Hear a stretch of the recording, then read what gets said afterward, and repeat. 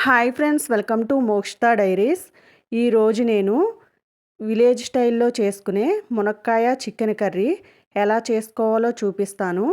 మీరు కూడా మీ ఇంట్లో వాళ్ళకి ఇలా చేసి పెట్టండి, చాలా ఇష్టంగా తింటారు. చాలా టేస్టీగా ఉంటుంది. అయితే దీనికి కావాల్సిన ఇంగ్రీడియంట్స్, దీని తయారీ విధానం చూద్దాము. చికెన్, మునక్కాయలు, ఆనియన్స్, పచ్చిమిర్చి, సాల్ట్, కారం, పసుపు, ఆయిల్, అల్లం వెల్లుల్లి పేస్ట్, గరం మసాలా పౌడర్, కొత్తిమీర. ఇప్పుడు తయారీ విధానం.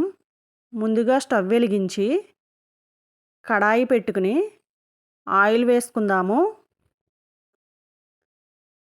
ఈ కర్రీలో కొంచెం ఆయిల్ ఎక్కువే పడుతుంది. ఆయిల్ వేడెక్కిన తరువాత కట్ చేసుకున్న పచ్చిమిర్చి, ఆనియన్స్ వేసుకుని గోల్డెన్ బ్రౌన్ కలర్ వచ్చే వరకు వేయించుకోవాలి. ఈ ఆనియన్స్ త్వరగా ఫ్రై అవ్వాలంటే తెలుసు కదండి, కొంచెం సాల్ట్ వేసుకుని వేయించుకోవాలి. ఈ సాల్ట్ వేసుకోవడం వల్ల మంచి కలరు వస్తుంది, ఆనియన్స్ త్వరగా ఫ్రై అవుతాయి. ఇప్పుడు మూత పెట్టుకుని కొంచెం సేపు మగ్గించుకోవాలి. ఒక 3 మునక్కాయలు తీసుకుని పైన ఈనెలన్నీ శుభ్రం చేసుకుని ఇలా చిన్న చిన్న ముక్కలుగా కట్ చేసుకోవాలి. ఇప్పుడు చూద్దాము. చూడండి, ఆనియన్స్ ఎంత మంచిగా ఫ్రై అవుతున్నాయో.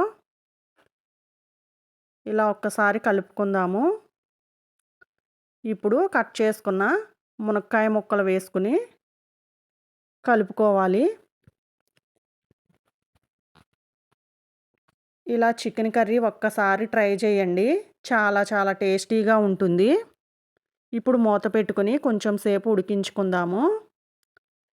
చికెన్లో కొంచెం సాల్టు, కొంచెం పసుపు వేసుకుని శుభ్రంగా కడిగి ఇలా పక్కన పెట్టుకోవాలి. చూడండి ఎంత బాగా ఉడుకుతుందో. ఇప్పుడు చికెన్ వేసేసుకుందాము. ఇది మొత్తం కలిసేలాగా ఒకసారి కలుపుకోవాలి. నిదానంగా కలుపుకోవాలండి, లేదంటే మునక్కాయ ముక్కలు విడిపోతాయి.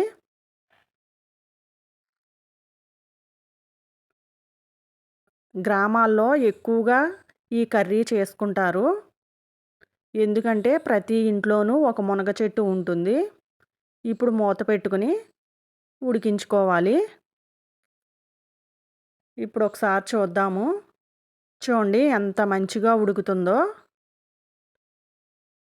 ఇప్పుడు ఇందులో అల్లం వెల్లుల్లి పేస్ట్ వేసుకోవాలి. వేసుకుందాము. ఇది పచ్చివాసన పోయేంత వరకు ఉడికించుకోవాలి.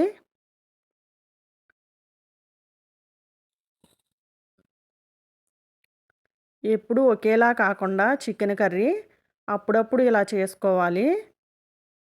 ఇప్పుడు కొంచెం పసుపు, రుచికి సరిపడా సాల్టు,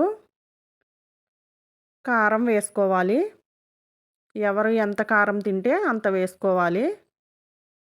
ఈ మసాలాలు మొత్తం చికెన్కి పట్టేలాగా నిదానంగా కలుపుకోవాలి.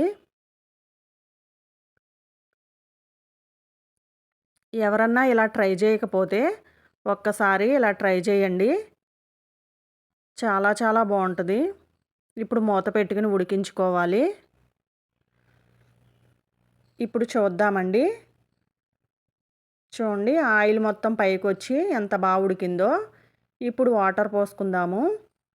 చికెన్ ఉడకడానికి సరిపడా వాటర్ పోసుకోవాలి. ఇలా ఒక్కసారి కలుపుకొని మూత పెట్టుకుని కొంచెం సేపు ఉడికించుకుందాము. ఇప్పుడు చూద్దామండి. చూడండి, ఉడుకుతుంది కదా. మళ్ళీ ఒక్కసారి కలుపుకొని ఒక 2 మినిట్స్ ఉడికించుకుందాము. చాలా వరకు ఉడికినట్టే. ఇప్పుడు గరం మసాలా పౌడర్ వేసుకుందాము. ఇలా మొత్తం కలిసేలాగా కలుపుకోవాలి.